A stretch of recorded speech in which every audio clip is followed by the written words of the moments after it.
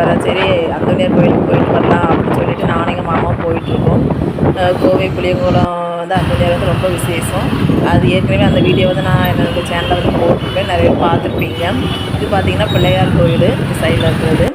ரொம்ப டிராஃபிக்காக இருக்குது, காலையிலே செம்ம டிராஃபிக். இப்போ வந்து பார்த்திங்கன்னா நம்ம அந்தோனியார் கோயிலுக்கு போகிற பாதையில் வந்து வந்துவிட்டோம். இந்த இடத்துல தான் சந்தை போடுவாங்க இந்த 2 பக்கமும். இன்றைக்கி காலையிலன்னு ஒரு கடையும் இல்லை, சாயங்காலம் தான் போடுவாங்க சந்தை.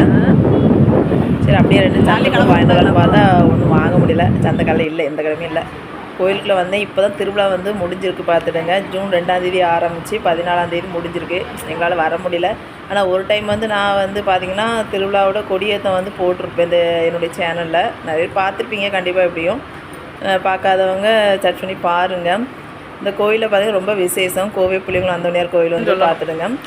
வெளியில் பார்த்திங்கன்னா செட்டு நல்லா போட்டிருக்காங்க சூப்பராக.